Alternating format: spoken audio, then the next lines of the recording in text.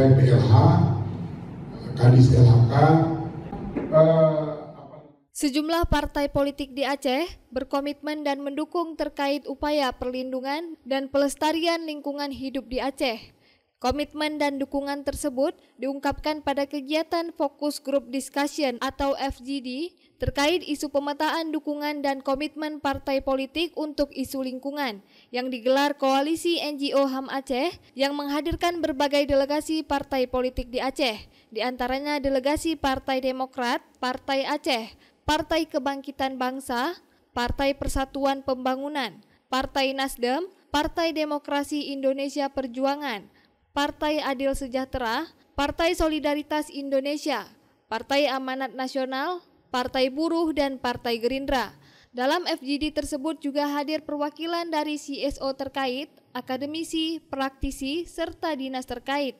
Pelaksana Harian atau PLH Kadis DLHK Aceh, M. Daud mengatakan, untuk pelaksanaan pengelolaan lingkungan tentunya dibutuhkan kolaborasi dari berbagai pihak dengan luas wilayah hutan Aceh yang mencapai 3,5 juta hektar, yang di dalamnya memiliki berbagai macam flora dan fauna yang dilindungi.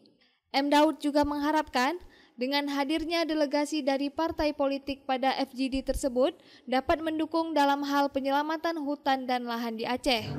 Melalui partai politik pada FGD pada hari ini, kita juga sangat mengharapkan dukungan dalam hal penyelamatan lingkungan dan hutan di Aceh. Misalnya terkait dengan pengendalian kebakaran hutan dan lahan. Kita di tingkat pemerintah sudah beberapa kali mengajukan pembangunan DAOP untuk tingkat nasional. Karena lahan sudah tersedia di Kabupaten Nagan Raya, tapi secara kebijakan ini belum ada dari nasional. Maka dari itu partai-partai politik yang ada di Aceh tentunya bisa mendukung kebijakan-kebijakan yang diambil oleh DLHK supaya DAOP Manggala Agni ini bisa lahir di Aceh. Dan ini dapat melakukan penanganan terhadap kebakaran hutan dan lahan. Begitu juga terkait dengan konflik satwa. Nah, hari ini dari 23 kabupaten kota, ada 15 kabupaten yang terjadi konflik satwa liar.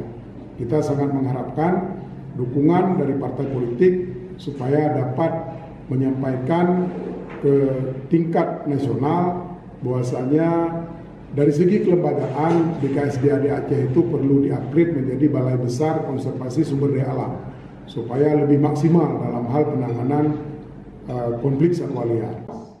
Direktur Koalisi NGO HAM Aceh, Khairil mengatakan, deforestasi dan kebakaran hutan lahan di Aceh masih terjadi di Aceh, dan Provinsi Aceh merupakan provinsi paling banyak terjadi karhutla. Di sisi lain, beberapa daerah di Aceh juga terjadi maraknya penambangan emas tanpa izin yang melibatkan penduduk lokal. Kita melihat bahwa kenapa penting hari ini kita buat diskusi persoalan lingkungan ini kan persoalan hampir terjadi setiap tahun, terutama terkait banjir, kemudian disusul dengan ada persoalan illegal logging, bagaimana ada galiansi misalnya. Ini harus ditertibkan. Ketika bicara illegal logging itu bicara semua persoalan utama sebenarnya. Ketika terjadi banjir itu tetap ya, tidak bisa dibendung. Karena tidak ada lagi daya tahan di gunung ketika air bah turun.